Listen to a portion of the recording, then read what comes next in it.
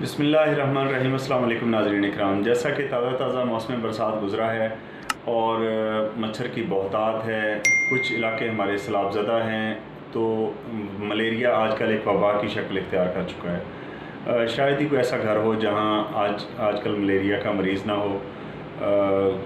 घर का कोई एक ना एक फ़र्द जो है वो इस मसले में मुब्तला है। तो आज जो नुस्खा मैं पेश खिदमत करने जा रहा हूँ वो समझ लें कि 15 से 20 मिनट के अंदर अंदर आपके बुखार को ख़त्म करेगा। और न सिर्फ़ आपका बुखार ख़त्म होगा बल्कि आप बिल्कुल हशाश बशाश होंगे। बाज़ दवाइयाँ बुखार तो उतार देती हैं लेकिन मरीज़ बहुत ज़्यादा कमज़ोरी महसूस करता है, तो इसमें ऐसा कुछ नहीं होगा इंशाल्लाह। तो नुस्खे में सिर्फ 2 अज़ा हैं, सादा से हैं, मैं तारुफ़ करवा देता हूँ। जी नाज़रीन, ये आप देख सकते हैं कि ये है जी सत ग्लो।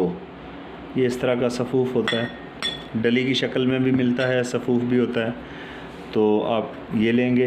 दूसरी चीज़ है जी तुख़म करंजवा। अब आपने करना ये है कि इनको तुख़म करंजवा जो हैं इसको तोड़ लेना है। जैसे मैंने ये देखें कुछ मग़ज़ निकाल के रखे हुए हैं, तो जब आप इसे तोड़ेंगे तो इसके अंदर से इस तरह का मग़ज़ निकलेगा, ये आप देख सकते हैं। ठीक है, तो आपने ये मग़ज़ निकाल लेने हैं। बराबर वज़न दोनों चीज़ों को लेके आपने पीस लेना है, अच्छी तरह मिक्स कर लेना है। और इसका बड़ों के लिए जो है वो 500 mg का एक कैप्सूल है और बच्चों के लिए 250 mg का एक कैप्सूल है।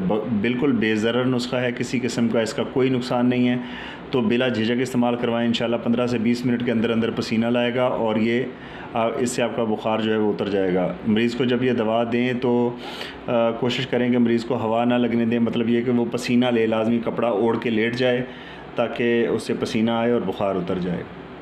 जी नाज़रीन, अज़ा का तारुफ़ हो चुका। ठीक है, आपको तरकीब तैयारी भी बता दी। बिल्कुल आसान से सादा से 2 अज़ा हैं और इसमें किसी किस्म की कोई बहुत ज़्यादा मेहनत नहीं है, मुशक्क़त नहीं है। और मग़ज़ करंजवा में कुदरती तौर पे जो है वो कोनीन पाई जाती है, तो ये बड़ी जल्दी बुखार को उतारता है। लेकिन जैसे मैंने अर्ज़ किया है कि मरीज़ को हवा से बचाएं, जब दवा दे दें तो वो उसके ऊपर चादर वगैरह ओढ़ ले मरीज़ और लेट जाए। ठीक है जी, तो बनाएं, इस्तेमाल करें। अपने गिरदोनवाह में रहने वाले तमाम लोगों का और अपने इस चैनल का ख्याल रखें। मिलते हैं इंशाल्लाह अगली वीडियो में, तब तक के लिए अल्लाह हाफ़िज़।